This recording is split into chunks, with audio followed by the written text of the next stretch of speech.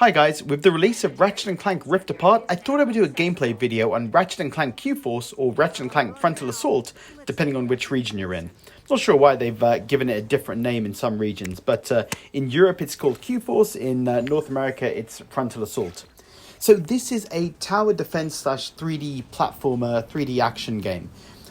You basically enter a stage, as you can see on the screen, and you've got a variety of objectives to complete, or maybe one kind of main objective to complete, and you need to kind of go through the level and go through the map and complete that objective, but also protect your base. So during the level, you'll pick up these parts, machine parts, and you use those to build turrets to defend your base or or build mines. You can also kind of capture these enemy areas, and you can then generate weapons for yourself as well, generate new weapons.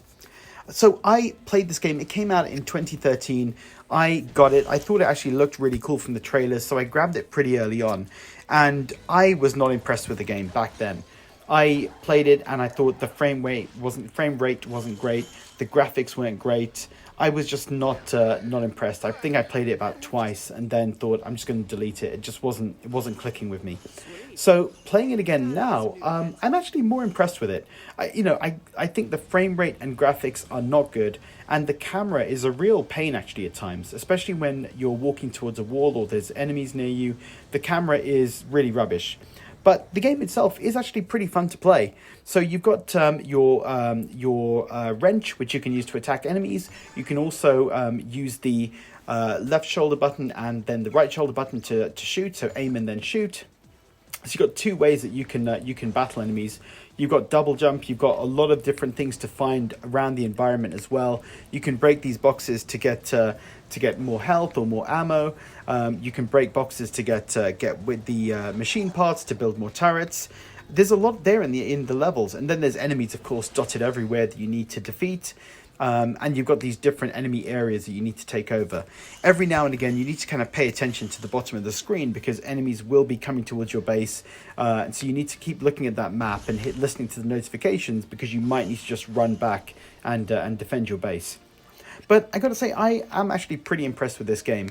I don't think I was wrong in terms of my criticisms for the game back in 2013, but I think I'm just kind of a little bit more allowable maybe to those criticisms. So it didn't do very well in terms of review scores or anything, but I think it's actually pretty fun. It's very short though. So my understanding is there's only 5 levels in the whole game, which is not much at all. So I could see this being a kind of game where you'll beat it in probably about 5 hours or 6 hours. So bear that in mind before you decide to buy it. It's not a long game. But I do think it's more fun playing it now, returning to it, than when I thought originally. And I think it's probably with the benefit of time where, when you spend £15 on the game and you think, oh, this feels like a waste of money, it wasn't very good. Whereas, a few years later, it's like, well, the money's gone, it doesn't matter now. And so I'm just kind of playing it for playing it. And I think it is a lot better than I gave it credit for, or I'm willing to overlook some of the deficiencies and kind of enjoy it. The controls feel pretty good. They feel quite, it controls pretty well.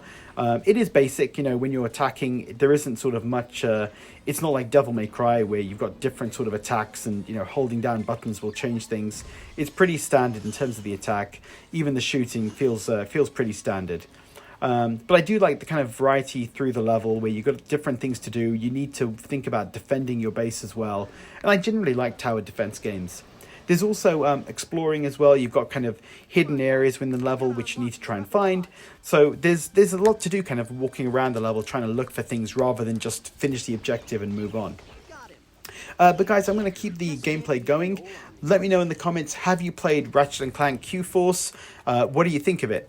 I know a lot of people weren't too happy with it, but have you revisited it like I have? And, do you think it's any better now playing it again? Leave a comment below, and as always, thanks for watching.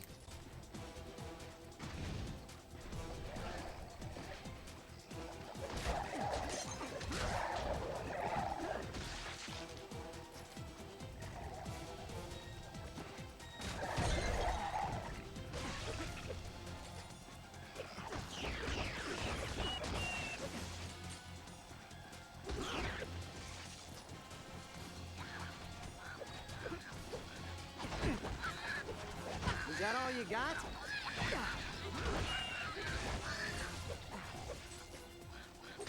They just can't beat the old Omni-Wrench. This region is still occupied by Brungarian forces. Please rectify.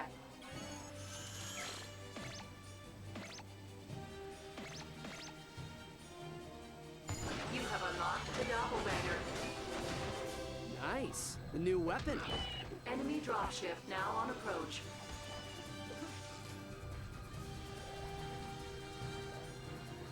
More enemies are headed to the base.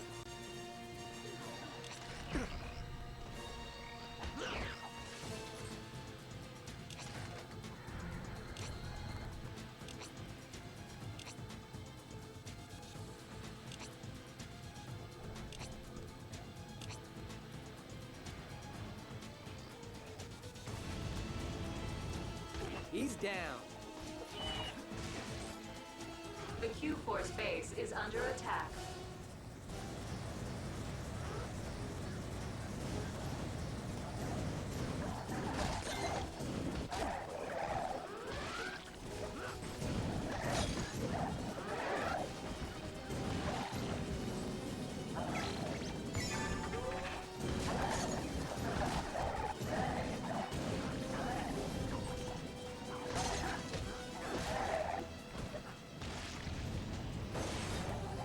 The Q-Force base is secure. All generators are online.